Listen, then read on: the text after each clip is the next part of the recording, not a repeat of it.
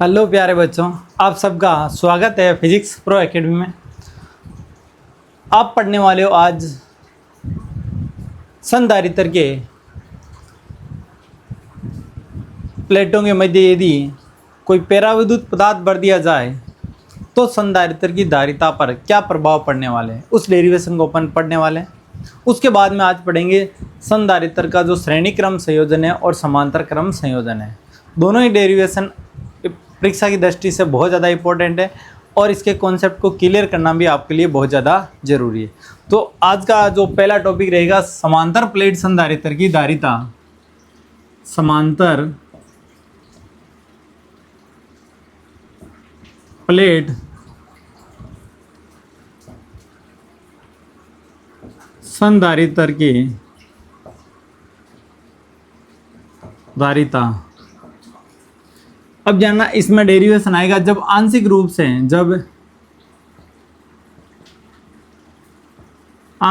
से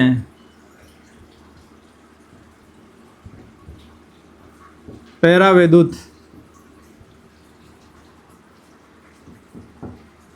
पदार्थ बढ़ा गया हो।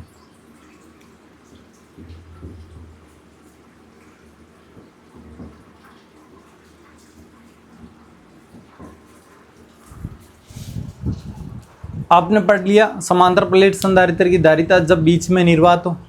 निर्वात होगा C बराबर क्या था, A एप्सिलॉन नॉट बटा D। जब पूर्णतः परावैद्युत पदार्थ भरा जाए तो A epsilon not epsilon R बटा D प्राप्त हुआ। अब अगला पढ़ रहे हैं, पूरा भी खाली नहीं है और पूरा भी परावैद्युत पदार्थ से भरा हुआ नहीं है। इसका मतलब कुछ भरा हुआ है, कुछ भाग क्या है, खाली है। तो उस कंडीशन में परावैद्युत पदार्थ की संधारित्र की धारिता क्या होगी। तो मैंने दो प्लेटें ले ली P व Q। एक प्लेट पर धन Q आवेश दे दिया, दूसरी प्लेट पर ऋण Q आवेश दे दिया, तो प्लस Q आवेश सतत रूप से हो जाएगा। यहाँ पर माइनस Q आवेश क्या हो जाएगा, सतत रूप से। इन दोनों प्लेटों के मध्य की दूरी है T और इस प्लेटों के मध्य एक D मोटाई का, ये D मोटाई का परावैद्युत पदार्थ भर रहा हूँ। क्या भर रहा हूँ, D मोटाई का परावैद्युत पदार्थ भर रहा हूँ, जिसका परावैद्युतांक क्या हो जाएगा, एप्सिलॉन R हो जाएगा। परावैद्युतांक क्या हो जाएगा, एप्सिलॉन R हो जाएगा। इसी को अपन लैंग्वेज के रूप में लिखते हैं। माना दो प्लेटें या संधारित्र लिख दूं, माना संधारित्र कि P प्लेट पर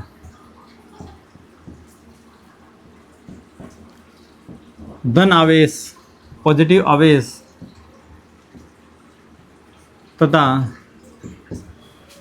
Q प्लेट पर ऋण आवेश वितरित किया गया, आवेशित किया गया, ऋण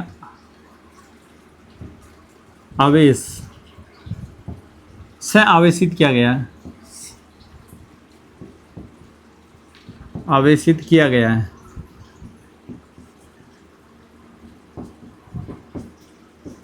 पिंग डाल लेते हैं इसमें।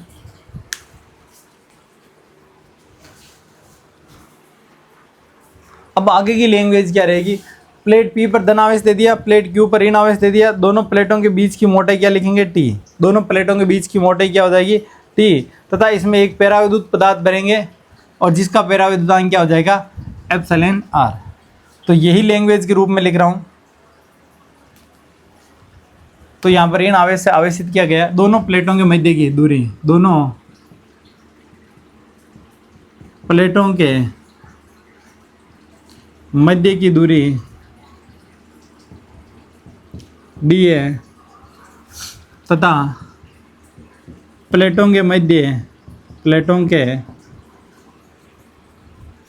अच्छा यहाँ पर T मोटाई करना है।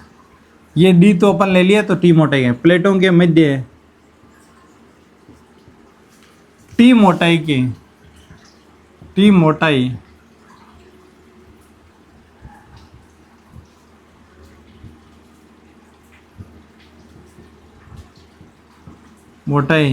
का परावैद्युत पदार्थ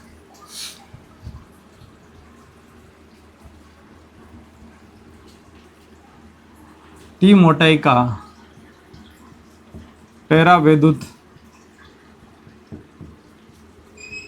पदार्थ भरा पदार्थ रखा गया है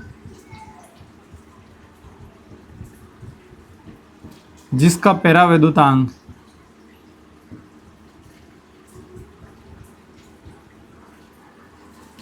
एप्सिलॉन आर है, जिसका परावैद्युतांक क्या हो जाएगा, एप्सिलॉन आर होगा। अब जानना है यहाँ पर प्लेटों के बीच का विभव देखते हैं, तो प्लेटों के मध्य का विभव, प्लेटों के मध्य का विभव, विभव कितना होगा, v होगा। और v बराबर आपने फॉर्मूला पढ़ रखा है, v बराबर क्या होता है, E इंटू डी। v बराबर क्या होता है, E इंटू डी होता है।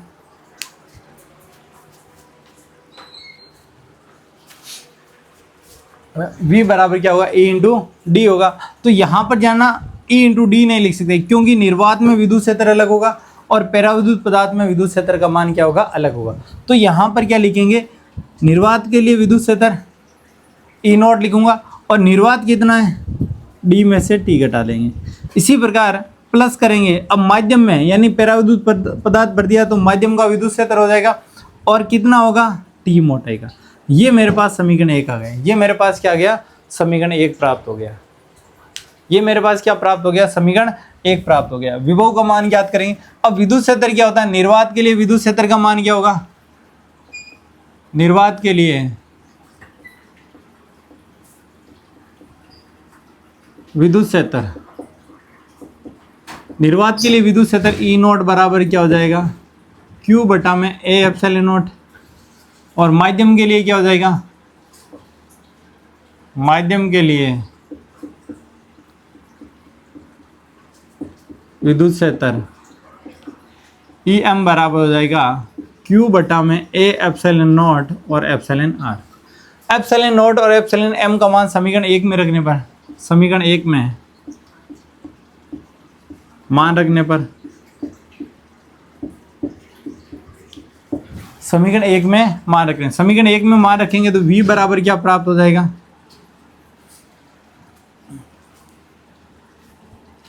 v बराबर एप्सिलॉन नॉट का मान रखेंगे Q A epsilon not d minus T, और यहाँ पर प्लस में Q A एप्सिलॉन नॉट और एप्सिलॉन R, और इससे गुणा किससे करेंगे, t से। अब देखो इन दोनों में क्या कॉमन आ रहा है, Q A epsilon not common आ रहा है, Q A epsilon not common आ रहा है, तो v बराबर क्या हो जाएगा, Q A epsilon not common आ गया, क्या बचा, d माइनस टी, प्लस में यहाँ पर क्या बचा, ऊपर तो t बचा, नीचे क्या बच गया, एप्सिलॉन R। ये मेरे पास समीकरण 2 आ गया। ये मेरे पास क्या आ गया, समीकरण 2। धारिता का सूत्र क्या है, धारिता का सूत्र, धारिता के सूत्र से, सूत्र क्या होता है, C बराबर Q बटा V। C बराबर क्या होता है, Q बटा V। V का मान उठा के यहाँ पर रखेंगे तो यहाँ पर क्या हो जाएगा, Q बटा में Q A एप्सिलॉन नॉट, और यहाँ पर हो जाएगा d minus T plus T बटा एप्सिलॉन R। Q से Q क्या हो जाएगा, कैंसिल, ये टर्म ऊपर आ जाएगी, तो यहाँ से C बराबर क्या हो जाएगा, A एप्सिलॉन नॉट बटा में d minus T plus T बटा में एप्सिलॉन R। ये मेरे पास क्या हो जाएगा, जब T मोटाई का परावैद्युत पदार्थ भर दिया जाए, उस कंडीशन में समांतर प्लेट संधारित्र की धारिता क्या हो जाएगी, C बराबर A एप्सिलॉन नॉट बटा में d माइनस टी प्लस में t प्लस t बटा में एप्सिलॉन R। वापिस देख लो इस क्वेश्चन को किस प्रकार से करेंगे। क्वेश्चन क्या कह रहा है, समांतर प्लेट संधारित्र की धारिता ज्ञात करनी है जब दोनों प्लेटों के बीच में आंशिक रूप से परावैद्युत पदार्थ दे। आंशिक रूप से मतलब ना तो पूर्णतः भरा गया ना पूर्णतः खाली है। उस कंडीशन मैंने दो प्लेटें ली P व Q, एक प्लेट पर धन आवेश दे दिया, दूसरे प्लेट पर ऋण आवेश दे दिया, तो और T मोटाई का परावैद्युत पदार्थ भर दिया जिसका परावैद्युतांक क्या हो गया, एप्सिलॉन R हो गया। क्या हो गया, एप्सिलॉन R हो गया। ठीक है, एप्सिलॉन R हो गया। अब जाना प्लेटों के बीच की दूरी d है, तो प्लेटों के बीच का विभव कितना हो जाएगा, v बराबर होता है E इंटू डी। अब यहाँ पर विद्युत क्षेत्र के दो मान है, क्योंकि परावैद्युत पदार्थ भर रखा है, तो उस जगह माध्यम के भांति विद्युत क्षेत्र उत्पन्न होगा EM, और जहाँ पर खाली जगह है वहाँ पर विद्युत क्षेत्र का मान क्या होगा, निर्वात में विद्युत क्षेत्र के बराबर। तो मैंने खाली जगह के लिए विद्युत क्षेत्र का मान लिख दिया, निर्वात में विद्युत क्षेत्र, और कितना निर्वात है, d में से t घटा लिया। d टोटल है, उसमें से t परावैद्युत पदार्थ भर गए, बाकी सारा का सारा खाली है, तो d माइनस टी प्लस में अब टी मोटाई में कितना है, इसमें माध्यम के भांति कार्य करेगा, तो माध्यम का विद्युत क्षेत्र को ई एम से प्रदर्शित करते हैं। और विद्युत क्षेत्र का मान होता है सिग्मा अपॉन एप्सिलॉन नॉट, और सिग्मा का मान क्यू बटा ए होता है। तो यहाँ पर सीधा मैंने वैल्यू रख दिया ई नॉट बराबर क्यू बटा में ए एप्सिलॉन नॉट। इसी प्रकार माध्यम के लिए क्या हो जाएगा, क्यू बटा में ए एप्सिलॉन नॉट और एप्सिलॉन आर साथ में आ जाएगा, इतना ही अंतर रहेगा। अब इन दोनों के मान समीकरण 1 में रख रहा हूँ मैं। ई नोट का मान रखा क्यू बटा A epsilon not D minus T plus में ई एम का मान रखा क्यू ए एप्सिलॉन नॉट और एप्सिलॉन आर इंटू टी। अब इन दोनों से कॉमन क्या ले लिया, Q A epsilon not, Q common चला गया, यहाँ पर क्या बचेगा डी माइनस टी, यहाँ से कॉमन चला गया तो ऊपर टी बचा, नीचे क्या बचा एप्सिलॉन आर। अब v का मान प्राप्त हो गया, तो संधारित्र की धारिता का सूत्र है C बराबर क्यू बटा वी। तो v का मान उठा के यहाँ रख रहा हूँ, तो q से q क्या हो जाएगा, कैंसिल, ये ऊपर आ जाएगा, ऊपर आ गया तो यहाँ पर क्या होगा C बराबर a एप्सिलॉन नॉट बटा में d माइनस टी प्लस में t प्लस एप्सिलॉन r। ये मेरे पास फॉर्मूला आ जाएगा C बराबर a एप्सिलॉन नॉट बटा में d माइनस टी प्लस में t बटा एप्सिलॉन r। अब यदि यहाँ पर क्वेश्चन थोड़ा सा चेंज कर दे, यानी ये भिन्न भिन्न पैराविद्युत पदार्थ रख दे, उसके लिए डेरिवेशन किस प्रकार से करेंगे, ध्यान से देखेंगे अपन।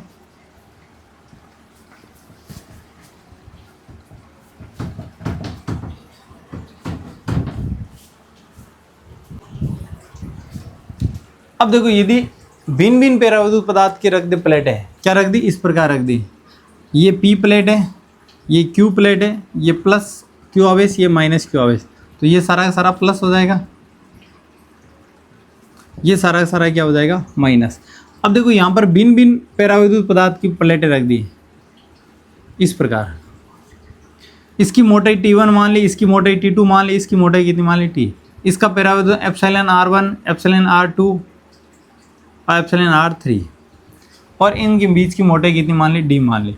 तो इसके लिए जो संधारित्र की धारिता का सूत्र होगा जानना, यहाँ पर सीधा सीधा आपको याद रखना, पेपर में कभी डेरिवेशन नहीं पूछेगा, तो ऊपर तो सेम टू सेम आएगा ए एप्सिलॉन नॉट, ऊपर तो क्या आएगा ए एप्सिलॉन नॉट। अब जानना ये वाली टर्म कैसे आई मेरे पास, ये वाली टर्म आई निर्वात माइनस, निर्वात के लिए कितना निर्वात है वही चीज़ ज्ञात करेंगे, यहाँ पर निर्वात ज्ञात करेंगे, डी माइनस क्या हो जाएगा T1 माइनस क्या हो जाएगा T2 माइनस क्या हो जाएगा T3। ये मैंने निर्वात ज्ञात कर ली। अब जो माध्यम हुआ बटा में उसका पैराविद्युतांक, तो बटा में क्या हो जाएगा, यहाँ पर प्लस में करेंगे T1 बटा एप्सिलॉन R1 प्लस में T2 बटा एप्सिलॉन R2 और T3 बटा में क्या हो जाएगा एप्सिलॉन R3। इस प्रकार का मान अपन ज्ञात कर सकते हैं। ठीक है, ये मेरे पास क्या हो जाएगा, जब भिन्न भिन्न मोटाई की पैराविद्युत पदार्थ भर दी जाए तो समांतर प्लेट संधारित्र की धारिता ये प्राप्त होगी। अब अपन बात करेंगे संधारित्र का संयोजन, और इस साल के लिए 2027 के लिए बोर्ड एग्जाम में इंपॉर्टेंट रहने वाला है, और लगभग 100% चांसेस रहेगा आपके संयोजन से संबंधित क्वेश्चन पूछा जाए। 2026-27 के लिए जो सबसे इंपॉर्टेंट रहेगा इस चैप्टर के लिए, इस बार के लिए आई थिंक आरबीसी बोर्ड के लिए तो वे विशेष कर रहने वाला है समांतर क्रम संयोजन या श्रेणी क्रम संयोजन में से दोनों में से एक डेरिवेशन आपको 101% पूछे जाने की संभावना है। तो वीडियो देखना अच्छे से और टॉपिक को समझना है। तो संधारित्र का संयोजन, संधारित्र का संयोजन, तो संधारित्र का संयोजन में अपन दो प्रकार से संयोजन पढ़ते हैं, श्रेणी क्रम संयोजन व समांतर क्रम संयोजन। अब ये संयोजन की आवश्यकता क्यों पड़ी, जैसे मेरे पास 3 संधारित्र है, 1 माइक्रोफेरेड का, 2 माइक्रोफेरेड का और 3 माइक्रोफेरेड का। अब मुझे चाहिए 6 माइक्रोफेरेड का, तो मैं या तो एक मार्केट से नया लेके आ जाऊँ, अब नया लाऊंगा तो पैसे लगेंगे, या जो अपने पास रखे गए हैं उन्हीं का उपयोग करूं। तो आपके मन में क्या आएगा, क्या उन्हीं का उपयोग करें या नया लेके आएं? तो ऑब्वियसली बात है, अपन क्या चाहेंगे, जो अपने पास रखे गए संधारित्र उनका उपयोग करके यदि 6 माइक्रोफेरेड का संधारित्र प्राप्त हो सकता है तो पहले उसी की प्रायोरिटी रखेंगे। नहीं बनता है तब अपन क्या करेंगे, दूसरा सोचेंगे। तो जैसे 1 माइक्रोफेरेड, 2 माइक्रोफेरेड और 3 माइक्रोफेरेड, 3 आपके पास संधारित्र है, आपको चाहिए 6 माइक्रोफेरेड का, तो क्या करेंगे, इन तीनों को समांतर क्रम में जोड़ लेंगे। क्या करेंगे, समांतर क्रम में जोड़ लेंगे, और समांतर क्रम में तीनों तीनों किसके बांधे व्यवहार करेंगे, दोनों को C1 + C2 + C3 आ जाएगा। यानी तीनों को जोड़ेंगे, 3 2 5 और 6 माइक्रोफेरेड। यदि मुझे 5 माइक्रोफेरेड की आवश्यकता हो, या तो मैं मार्केट से नया लेके आऊँ या फिर इन्हीं का उपयोग करूँ, इन्हीं का उपयोग करूँगा। 3 और 2 को दोनों को समांतर में जोड़ देंगे, ये पड़ा रहेगा साइड में, तो 5 प्राप्त हो जाए। यदि मुझे 4 माइक्रोफेरेड का चाहिए, क्या चाहिए, 4 माइक्रोफेरेड का, तो मैं क्या करूँगा, 1 और 3 को जोड़ लूँगा, 1 और 3 को जोड़ लूँगा, मेरे पास कितना आ जाएगा, 4 माइक्रोफेरेड। इस प्रकार यदि चाहते हैं तो समांतर क्रम में जोड़ना पड़ेगा। यदि मुझे 1 से छोटा चाहिए, 1 से छोटा चाहिए, तो इसमें क्या करेंगे, इन दोनों को श्रेणी क्रम में जोड़ दो, या इन तीनों को श्रेणी क्रम में जोड़ देंगे। तो उस कंडीशन में मेरे पास 1 से छोटा संधारित्र, 1 माइक्रोफेरेड से छोटा संधारित्र प्राप्त हो। तो आवश्यकता क्यों है जानना, संयोजन के लिए, तो अपनी कॉस्ट बचाने के लिए अपन यूज़ करें, जो पहले से है उसका उपयोग कर पाएँ।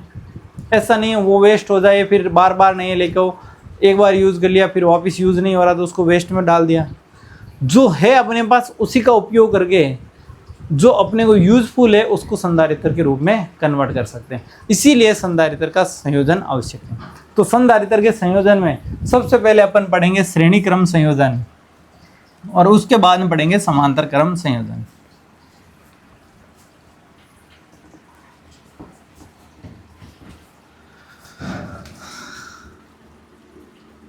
इंपॉर्टेंट टॉपिक है। सबसे पहले श्रेणी क्रम संयोजन, श्रेणी क्रम संयोजन। अब श्रेणी क्रम संयोजन में क्या होगा, श्रेणी क्रम संयोजन, मान लिया मैंने 3 संधारित्र है, 3 संधारित्र है, डायग्राम का मैं यही बना देता हूँ। 3 संधारित्र है, C1 C2 और C3। इसकी धारिता कितनी है, C1, इसकी C2 और इसकी कितनी है, C3। इसको श्रेणी क्रम में एक बैटरी से जोड़ दिया जाए। किससे जोड़ दिया जाए, बैटरी से जोड़ दिया जाए, प्लस माइनस, और यहाँ पर क्या लगा दी, कुंजी। अब जानना संधारित्र किसके लिए कार्य करेगा, DC वोल्ट पर ही कार्य करता है। जानना AC पर संधारित्र की जो रजिस्टिविटी होगी वो शून्य हो जाती है, वो शॉर्ट सर्किट के भांति व्यवहार करता है। अल्टरनेटिंग करंट के लिए संधारित्र का उपयोग नहीं किया जाता। इस चीज़ का विशेषकर ध्यान रखेंगे। संधारित्र का उपयोग किस में किया जाता है, दिष्ट करंट यानी डायरेक्ट धारा प्रवाहित हो रही है उससे DC धारा में यूजफुल लिया जाता है। अब जैसे ही 3 संधारित्र C1 C2 C3 और मैंने इसको V वोल्ट की बैटरी से जोड़ दिया, जैसे ही मैं कुंजी बंद करूंगा इसमें धारा प्रवाहित होगी। धारा कितनी प्रवाहित होगी, I। धारा यहाँ से बैटरी से कितनी धारा निकलेगी, I धारा निकलेगी, और सभी संधारित्र में से I धारा प्रवाहित होते होते बैटरी के ऋण सिरे पर पहुंच जाएगी। इसका मतलब संधारित्र में धारा का मान निश्चित है। धारा का मान निश्चित होने का मतलब क्या होगा, आवेश का मान भी क्या होगा, निश्चित होगा। उस कंडीशन में श्रेणी क्रम में आवेश क्या होगा, आवेश होगा नियत। यहाँ पर लिख दूँ Q बराबर क्या हो जाएगा, नियत। Q बराबर क्या होगा, नियत। I भी क्या रहेगी, नियत। I भी क्या रहेगी, नियत। I नियत है, आवेश नियत है, धारिता अलग अलग है। तो आपने पढ़ रखा C बराबर Q बटा V, या Q बराबर CV होता है। Q बराबर क्या होता है, CV। ये कांस्टेंट है, ये एक दूसरे के क्या हो जाएंगे, युत क्रमानुपाती होंगे। C और V एक दूसरे के क्या हो जाएंगे, युत क्रम। जिसकी धारिता ज़्यादा होगी उसका विभव कम हो जाएगा, जिसका विभव कम होगा उसकी धारिता क्या हो जाएगी, ज़्यादा। लेकिन होंगे दोनों ही क्या, अलग अलग। इसकी C1 है तो इसका विभव मान लेंगे V1, इस C2 है तो विभव हो जाएगा V2, और C3 है तो V3। ये अपन इस पर क्या मान लिया, विभव। अब यही अपन लैंग्वेज के रूप में लिख रहे हैं। माना 3 संधारित्र, क्या लिखेंगे, माना 3 संधारित्र C1 C2 C3 किसी बैटरी के साथ में श्रेणी क्रम में जोड़ते हैं। तो माना 3 संधारित्र, 3 संधारित्र C1, C2, C3 को परिपथ में V वोल्ट की बैटरी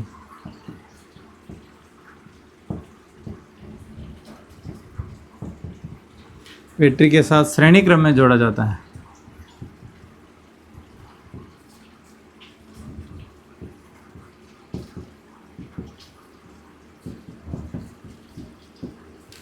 ठीक है। अब श्रेणी क्रम की परिभाषा क्या लिखेंगे, श्रेणी क्रम में देखो C1 संधारित्र की पहली प्लेट को बैटरी के धन सिरे से जोड़ दें और C1 संधारित्र के दूसरी प्लेट को दूसरे संधारित्र के पहली प्लेट से जोड़ेंगे। इसी प्रकार दूसरे संधारित्र की दूसरी प्लेट को तीसरे संधारित्र के पहले प्लेट से जोड़ेंगे और तीसरे संधारित्र की दूसरी प्लेट को बैटरी के ऋण सिरे से जोड़ते हैं। तो ये क्रम कौन सा होगा? श्रेणी क्रम। तो इसकी डेफिनेशन लिखेंगे अपन 2 के लिए लिखते हैं। तो परिभाषा विशेष के जानना, परिभाषा किस प्रकार लिखोगे? जब पहले संधारित्र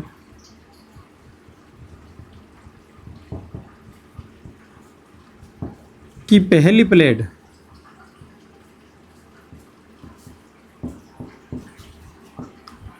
बैटरी के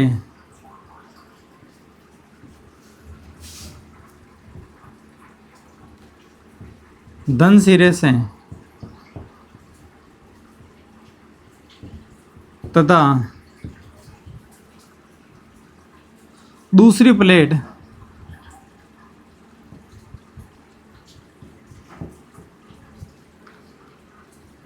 दूसरे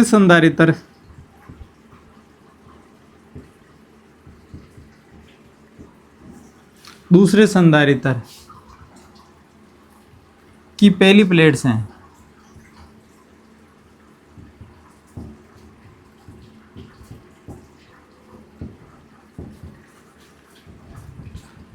दूसरी प्लेट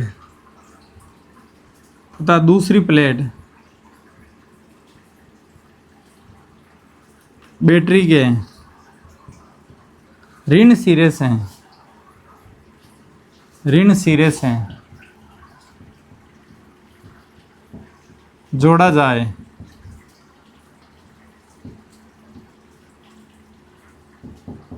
तो यह संयोजन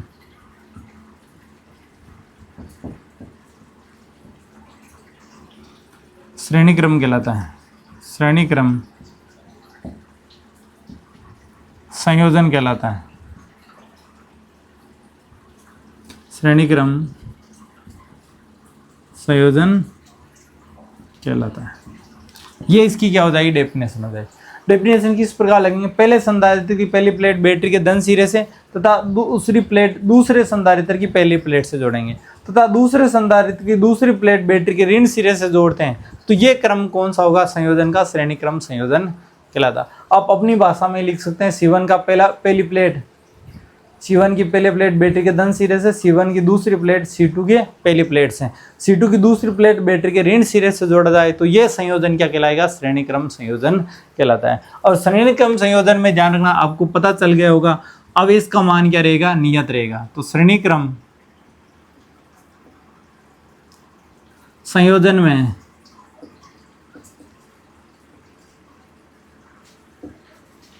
थोड़ा सा सही ढंग से लिख देते हैं।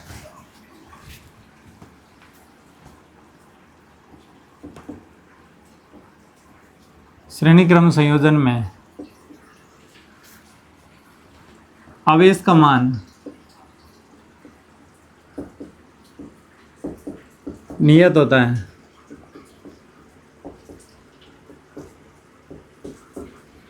तथा विभव का मान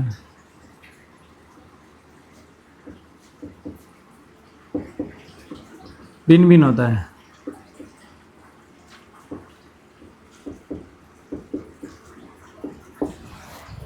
ठीक है, श्रेणी क्रम संयोजन में आवेश का मान तो नियत होगा, विभव का मान क्या होगा? भिन्न भिन्न होगा। तो अतः कुल विभव कितना हो जाएगा? V बराबर V1 plus V2 plus V3। ये समीकरण 1। और V1 कैसे निकालेंगे? पहले संधारित्र से V1 किस पर आवेश है? पहले संधारित्र पर है। तो यहाँ पर आपको पता है Q बराबर क्या होता है? C1 V1। तो V1 बराबर क्या हो जाएगा? Q बटा C1। ये समीकरण 1। इसी प्रकार दूसरे व तीसरे संधारित्र से इसी प्रकार दूसरे व तीसरे संधारित्र से V2 का मान निकालेंगे Q बटा C2 और V3 बराबर क्या हो जाएगा Q/C3। ये मान मैं क्या करूंगा समीकरण 1 में रखता हूं। ये मान मैं क्या करूंगा समीकरण 1 में। समीकरण 1 में मान रखने पर समीकरण 1 में मान रखने पर समीकरण 1 में मान रखेंगे तो V बराबर क्या प्राप्त हो जाएगा Q/C1 Q/C2 और Q/C3। ये समीकरण 2 प्राप्त हो गया। ये मेरे पास क्या हो गया समीकरण 2। अब इसको 2 नहीं करना, मैं थोड़ा सा और आगे बढ़ा सकता हूँ। यहाँ से Q कॉमन ले लूँगा तो यहाँ पर 1/C1 प्लस 1/C2 प्लस 1 ये मेरे पास समीकरण 2 आ गया। अब मेरे पास V का मान ज्ञात करना है।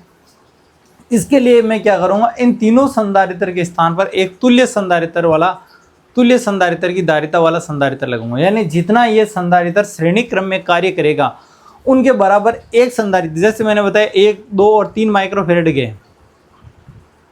ठीक है। मुझे 6 माइक्रोफेरेड चाहिए तो उस कंडीशन में मैं क्या करूंगा, तीनों को समांतर क्रम में जोड़ूंगा। यदि मुझे 2 माइक्रोफेरेड और 2 माइक्रोफेरेड के संधारित्र है और मुझे चाहिए 2/3 माइक्रोफेरेड का संधारित्र है, तो इन तीनों को मैं क्या करता हूँ श्रेणी क्रम में जोड़ता हूँ। इन तीनों को क्या करता हूँ श्रेणी क्रम में जोड़ता हूँ। तो जानना श्रेणी क्रम में जोड़ने से क्या हो जाएगा, उनकी तुल्य धारिता का मान कम प्राप्त होगा। क्या प्राप्त होगा, कम मान प्राप्त होगा। तो इसकी जगह मैं क्या लिखूंगा, तीनों संधारित्र के स्थान पर, यहाँ लैंग्वेज आ जाएगी, यहाँ लिख रहा हूँ तीनों संधारित्र के स्थान पर, तीनों संधारित्र के स्थान पर एक तुल्य संधारित्र लगाते हैं।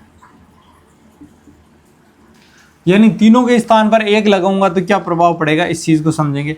तीनों के स्थान पर मैंने एक संधारित्र लगा दिया और बैटरी जानना यही रखनी है, प्लस माइनस V वोल्ट की बैटरी कुंजी, और ये हो जाएगा C तुल्य। ये क्या हो जाएगा C तुल्य या C इक्विवेलेंट बोल सकते हैं। ये कुंजी, इसकी धारिता C तुल्य। इसमें I धारा ही प्रवाहित होगी। जना बैटरी ये सेम होनी चाहिए, दोनों में बैटरी क्या होगी सेम होगी, धारा सेम प्रवाहित होगी। इन तीनों के स्थान पर जो एक बनेगा तुल्य संधारित्र वो मैंने लिख दिया C इक्विवेलेंट। और इसके लिए लिखना चाहूँ V बराबर क्या हो जाएगा Q/C तुल्य। V बराबर क्या हो जाएगा Q/C तुल्य। और ये समीकरण 3, समीकरण 2 व 3 से, समीकरण 2 व 3 से। तो यहाँ पर क्या हो जाएगा, समीकरण 2 व 3 से करेंगे तो यहाँ पर क्या लिखूंगा, V की जगह Q/C तुल्य बराबर हो जाएगा Q 1/C1 plus 1/C2 1/C3। Q से Q क्या हो जाएगा कैंसिल, तो C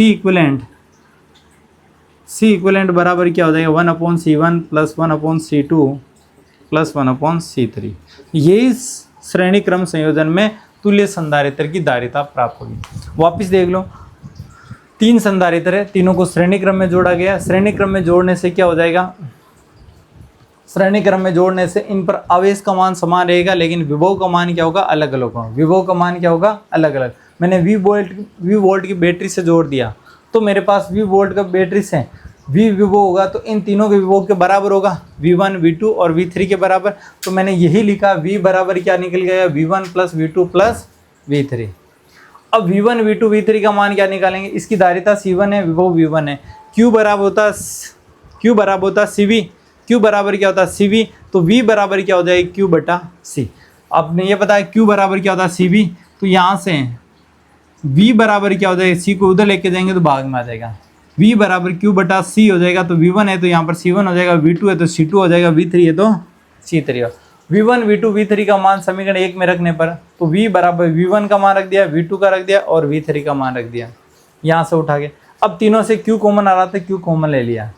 Q कॉमन लिया तो यहाँ पर 1/C1 बचेगा, यहाँ पर 1/C2 बचेगा, यहाँ पर 1/C3 बचेगा। अब जाना तीनों संधारित्र के स्थान पर एक संधारित्र ही यूज में लूँ तो कौन सा लूँगा, C तुल्य लूँगा। कौन सा लूँगा, C तुल्य लूँगा। तो C तुल्य यहाँ पर लगाएंगे, तीनों के स्थान पर एक संधारित्र लगा दिया C तुल्य।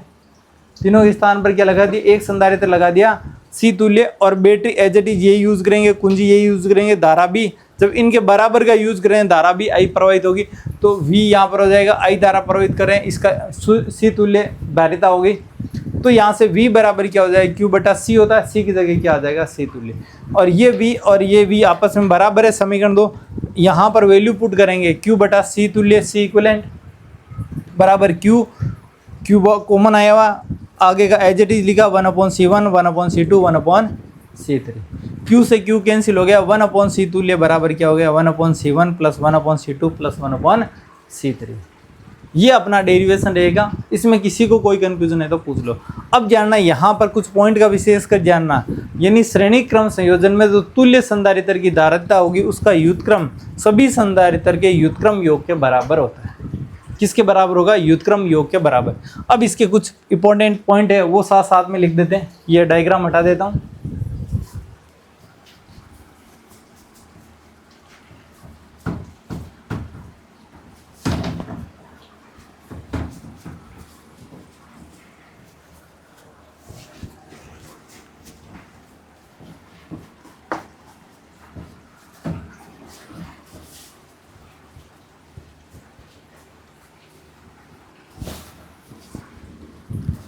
अब इंपॉर्टेंट पॉइंट क्या रहेगा, पहले तो ये नोट वाला लिख देंगे। आपके जो समीकरण प्राप्त हुआ था वो हो गया, सी इक्विवेलेंट लिख सकता हूँ, ई क्यू।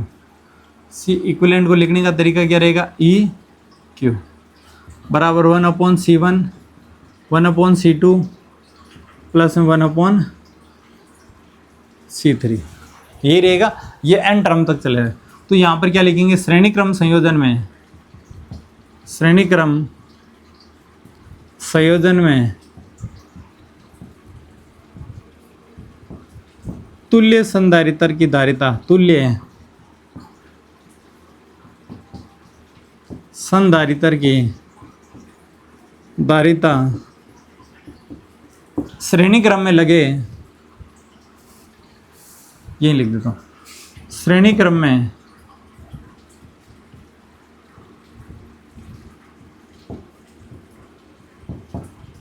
लगे सभी संधारित्र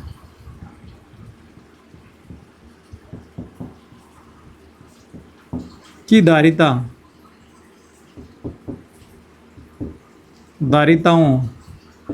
के युतक्रम योग के बराबर होता है।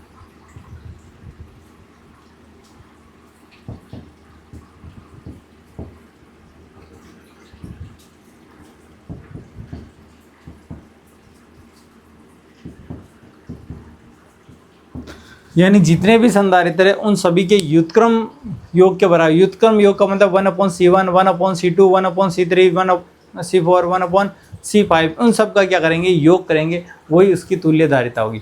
दूसरा जो इंपॉर्टेंट पॉइंट रहेगा, जैसे मान लो यहाँ पर c1 बराबर दे दिया, जितने भी संधारित्र है c1 c2 c3 जितने भी संधारित्र है, श्रेणी क्रम में जो तुल्य संधारित्र की धारिता होगी वो इनमें सबसे कम संधारित्र की धारिता से भी क्या होगी, कम प्राप्त होगी। तो यहाँ पर अगला पॉइंट क्या रहेगा, श्रेणी क्रम में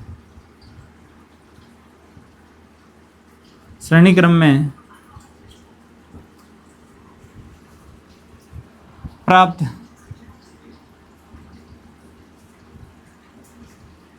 संधारित्र की धारिता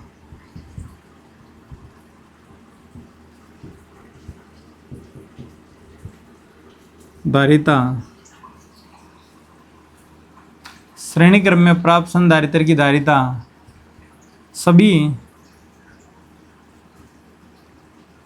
संधारित्र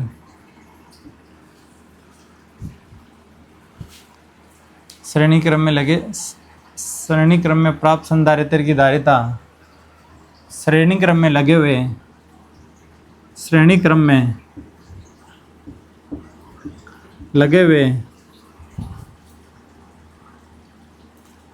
हुए सभी संधारित्र में से न्यूनतम धारिता वाले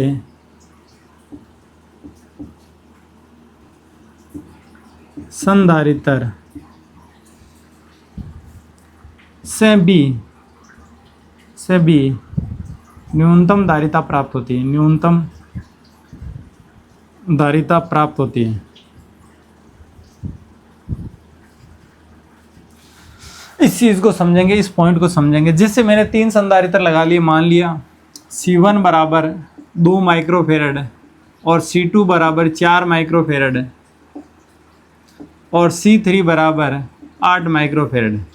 तो जानना, जब श्रेणी क्रम में संयोजन में लगाएंगे तो जो अपने पास C इक्विवेलेंट होगा वो C इक्विवेलेंट का मान जानना किससे कम होगा, C तुल्य का मान कम किससे होगा, 2 माइक्रोफेरड से भी क्या होगा, कम होगा। सबसे न्यूनतम यही है, 2, 4, 8 में सबसे कम कौन सा, 2 माइक्रोफेरड।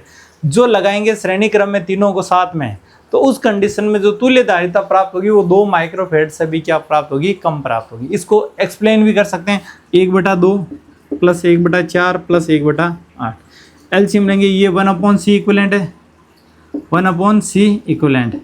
तो 8 एलसीएम हो गया, कितनी बार भाग गया, 4 बार। कितनी बार भाग गया, 2 बार। कितनी बार भाग गया, 1 बार। तो ये कितना हो गया, 7/8। तो ये क्या हो गया, 1/C इक्विवेलेंट। तो C इक्विवेलेंट बराबर क्या हो जाएगा, 8/7। इसका मतलब क्या हो, 1 पॉइंट करके 1 बचा 1, फिर 3, 4, ये मेरे पास माइक्रोफेरड में प्राप्त हो जाएगा। यानी सबसे छोटा कौन सा, 2 माइक्रोफेरड। जो इक्विवेलेंट प्राप्त हुआ वो कितना हुआ, 1.14 माइक्रोफेरड का। इसका मतलब श्रेणी क्रम में जो संयोजन में रहेगा, जो सबसे न्यूनतम धारिता वाला संधारित्र रहेगा, सबसे न्यूनतम धारिता वाला संधारित्र रहेगा, उससे भी न्यूनतम धारिता प्राप्त होगी। ये 2 पॉइंट ध्यान रखना।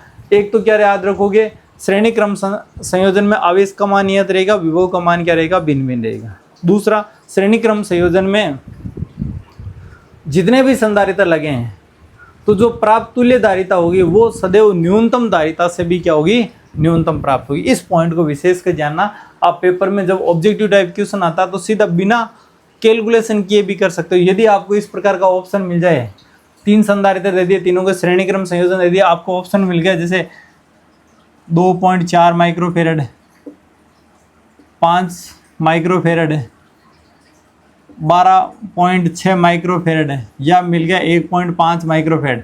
तो आपको जानना, कुछ भी नहीं करना है, ये कम से कम है नहीं, ये भी नहीं, ये भी नहीं है, तो सीधा सीधा आंसर हो जाएगा। कैलकुलेशन करने की भी आवश्यकता नहीं रहेगी। इस प्रकार विशेषकर ध्यान रखना, जब भी श्रेणी क्रम संयोजन रहे तो जो तुल्य संधारित्र की धारिता रहेगी वो कैसे रहेगी, न्यूनतम धारिता वाले संधारित्र से भी न्यूनतम रहने वाली है। यही दोनों पॉइंट आपको लिखवाए हैं, इस चीज़ को विशेषकर जाना।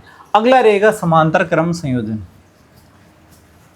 अब जानना, जो भी श्रेणी क्रम संयोजन में सबसे कम संधारित्र वाला था उससे कम प्राप्त हुआ था, समांतर में इसका उल्टा हो जाएगा, सबसे अधिक होगा उससे भी क्या प्राप्त होगा, ज्यादा प्राप्त होगा। अगला रहेगा समांतर क्रम संयोजन।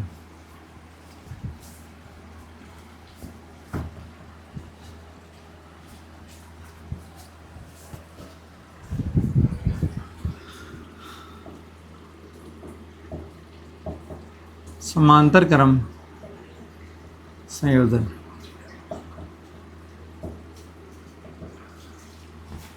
समांतर क्रम संयोजन कब होता है, इस चीज को समझेंगे। समांतर क्रम संयोजन का मतलब है 3 संधारित्र है, C1, दूसरा C2, तीसरा C3, C2 और C3।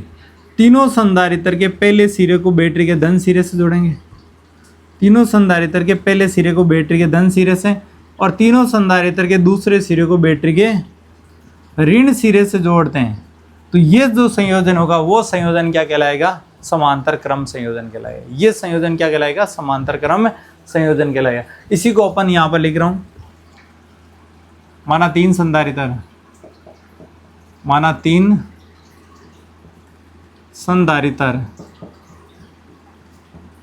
C1, C2 व C3 बैटरी के साथ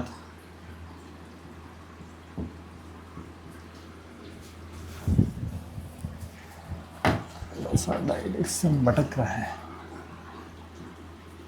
संधारित्र C1, C2 व C3, माना 3 संधारित्र C1, C2, C3 को बैटरी के साथ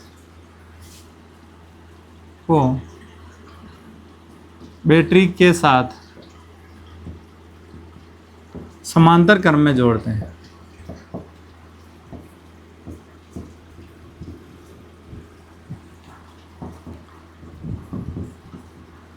जब समांतर क्रम में जोड़ेंगे तो इन 2 सिरों पर, मान लो ये ए पॉइंट है और ये क्या, बी पॉइंट है, ए और बी के बीच में विभवांतर कितना होगा, वी होगा। ए और बी के बीच में ये भी शाखा है, तो यहाँ पर विभवांतर कितना होगा, v होगा। ए और बी के बीच में यहाँ पर विभवांतर होगा, वो भी कितना होगा, v होगा। और यहाँ पर भी कितना होगा, v होगा। इसका मतलब समांतर क्रम संयोजन में विभव का मान क्या रहेगा, नियत, क्योंकि दो बिंदुओं के बीच का विभवांतर हमेशा क्या होगा, नियत होता है। इस चीज़ को समझेंगे। जैसे मैंने ए पॉइंट लिख दिया और बी पॉइंट लिख दिया, बोल दिया मैंने इस दोनों का विभवांतर कितना, वी ए बी बराबर 5 वोल्ट, कितना है, 5 वोल्ट। यदि मैं यहाँ पर संधारित्र लगाऊं, चाहे मैं यहाँ पर संधारित्र लगाऊं, चाहे मैं यहाँ पर संधारित्र लगाऊं, चाहे मैं यहाँ पर संधारित्र लगाऊं, कुछ भी लगाऊं, चाहे यहाँ पर प्रतिरोध लगा दें, क्या लगा दें, प्रतिरोध लगा दें, सब जगह विभवांतर कितना रहेगा, 5 वोल्ट ही रहेगा। विभवांतर कितना रहेगा, 5 वोल्ट रहेगा। इस चीज़ को जानना, दो बिंदुओं के बीच का विभवांतर सदैव क्या होता है, कांस्टेंट होगा, सदैव क्या होगा, नियत होगा, उसके मान में चेंज नहीं आता। इस चीज़ को ध्यान रखेंगे।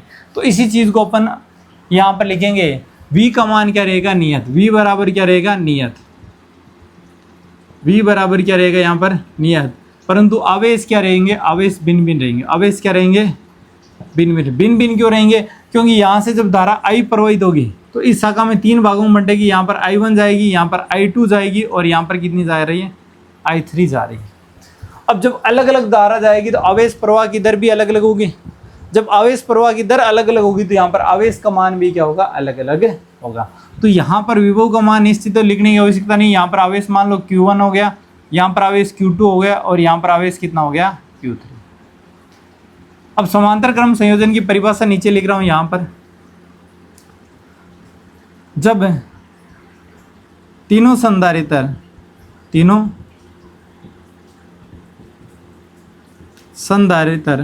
का पहला सिरा बैटरी के धन सिरे से तथा जब तीनों संधारित्र की पहली प्लेट लिख देता हूँ, कि पहली प्लेट बैटरी के धन सिरे से तथा तीनों की दूसरी प्लेट, तीनों की दूसरी प्लेट बैटरी के ऋण सिरे से, बैटरी के ऋण सिरे से जोड़ा जाए तो यह संयोजन समांतर क्रम संयोजन कहलाता है। तो यह संयोजन क्या कहलाएगा, समांतर क्रम संयोजन कहलाएगा। और समांतर क्रम संयोजन में ये सीधी लाइन खींच देता हूँ, छोड़ो। समांतर क्रम संयोजन में आवेश क्या होगा, भिन्न भिन्न होगा। आवेश क्या होगा, भिन्न भिन्न होगा। तो यहाँ पर समांतर क्रम संयोजन में कुल आवेश, समांतर क्रम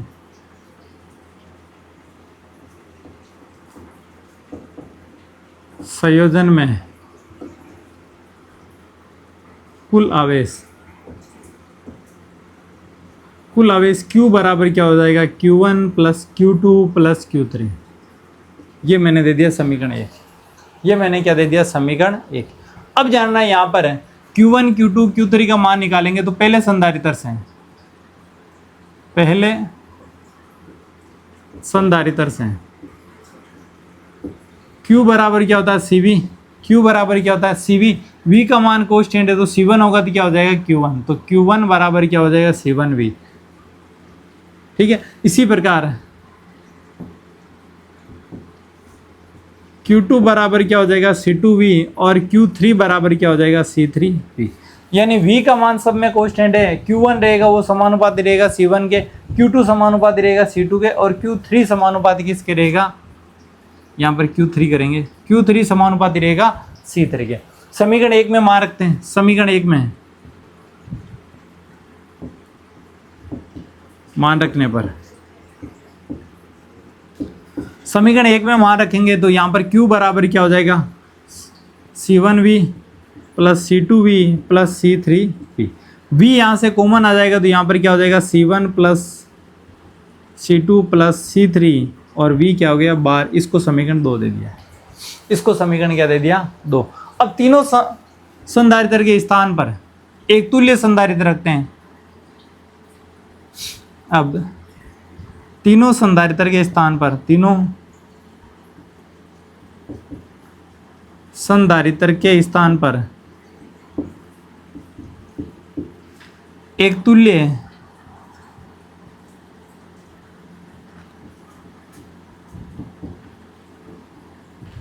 तुल्य संधारित्र को रखा जाता है।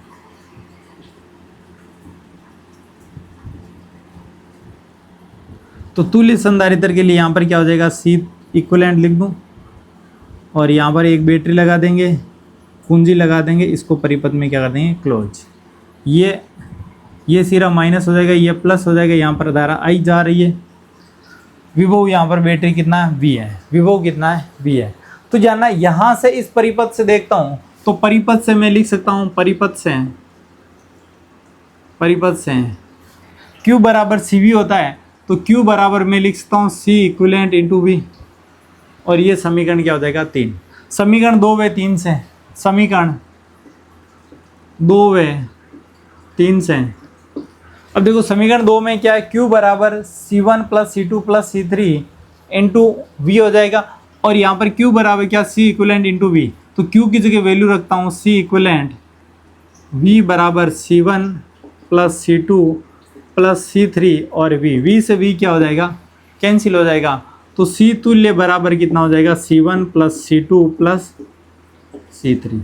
ये समांतर क्रम संयोजन में तुल्य धारिता का फॉर्मूला होगा। इस चीज़ को विशेष कर जाना, समांतर क्रम में जो तुल्य धारिता होती है सभी संधारित्र की धारिताओं के बीजगणितीय योग के बराबर। आप सीधा सीधा बीजगणितीय योग करोगे तो आपको क्या प्राप्त हो जाएगी, तुल्य संधारित्र की धारिता प्राप्त हो जाएगी। इस चीज़ को विशेष कर जाना। अब जाना जब C1 C2 C3 सीधा सीधा बीजगणितीय योग रख रहे हैं तो 3 संधारित्र दी हुई मिलेगी, आपको तीनों की धारिता दी हुई मिलेगी। तो आपको क्या करना पड़ेगा, सीधा उनको जो अधिकतम धारिता है उससे भी अधिकतम प्राप्त होगी, अधिकतम धारिता से भी क्या होगी, अधिकतम प्राप्त होगी। वापिस देख लो एक बार डेरिवेशन। समांतर क्रम संयोजन क्या होगा, तीनों संधारित्र के एक प्लेट को बैटरी के धन सिरे से तथा दूसरी प्लेट को बैटरी के ऋण सिरे से जोड़ते हैं, तो वो संयोजन क्या कहलाता है, समांतर क्रम संयोजन। समांतर क्रम संयोजन में विभव का मान क्या रहेगा, नियत रहेगा, धारा का मान चेंज होगा, धारा का मान चेंज होगा जिसका मतलब आवेश का मान भी क्या होगा, चेंज होगा। तो कुल आवेश ज्ञात करेंगे, कुल आवेश क्या हो जाएगा, Q1 plus Q2 plus Q3, यानी बैटरी से कितना आवेश प्रवाहित हुआ, इन सभी आवेशों के योग के बराबर होगा।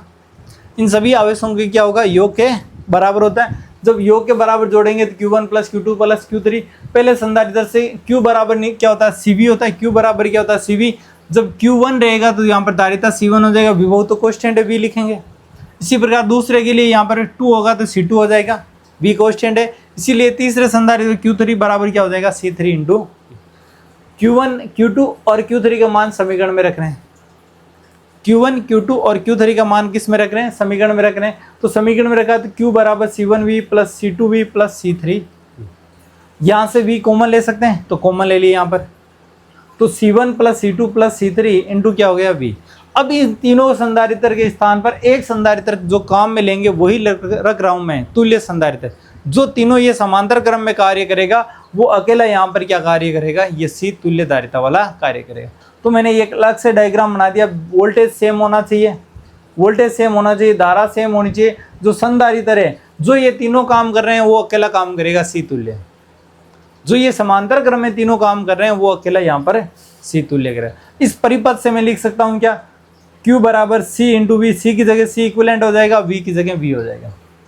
अब समीकरण 2 और 3 की तुलना करें तो Q का मान यहाँ पर उठा के रख रहा हूँ, Q C equivalent into V बराबर C1 plus C2 plus C3 into V। V से V कैंसिल, तो C इक्विवेलेंट बराबर क्या हो जाएगा, C1 प्लस C2 प्लस, यही समांतर क्रम संयोजन की तुल्य धारिता है। तो यहाँ पर क्या लिखेंगे, समांतर क्रम संयोजन में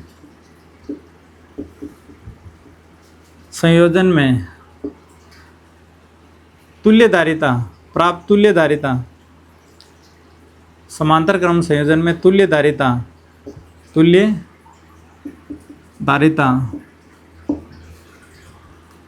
सभी संधारित्र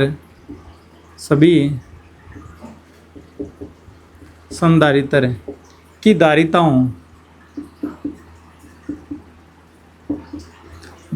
के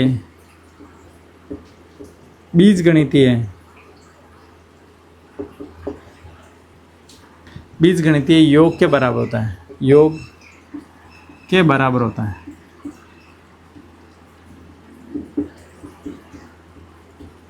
ये मेरे पास क्या रहेगा, समांतर क्रम संयोजन का रहेगा। जानना पेपर की दृष्टि से बहुत ज़्यादा इंपॉर्टेंट है, श्रेणी क्रम और समांतर क्रम दोनों इंपॉर्टेंट रहने वाले हैं, तो विशेषकर इस चीज़ को ध्यान रखेंगे। आगे की जो सूचना रहेगी आपके लिए, जो नीट 2026 का पेपर हुआ था उसके एक एक फिजिक्स के क्वेश्चन की एनालाइज करेंगे। उस एनालाइज में आपको ये देखने को मिलेगा फिजिक्स में क्वेश्चन सोल्व किस प्रकार होता है। ये तो आपने यूट्यूब पर बहुत जगह देखा होगा। अपन उस चीज़ का एनालाइज करेंगे कि ये फिजिक्स में क्वेश्चन पूछा गया है क्यों है। यदि आपको ये फिजिक्स में 2026 नीट में क्वेश्चन पूछा गया, उसके पूछने के पीछे की मंशा क्या है, इस चीज़ को जानने के लिए सभी बच्चे क्या करेंगे, चैनल को शेयर करेंगे, सब्सक्राइब करेंगे हमारे यूट्यूब चैनल को, और बेल आइकन पर ज़रूर क्लिक करना ताकि जो भी अपनी लेटेस्ट सूचना होगी वो आप तक पहुंच पाए। तो वीडियो देखने के लिए बहुत बहुत धन्यवाद।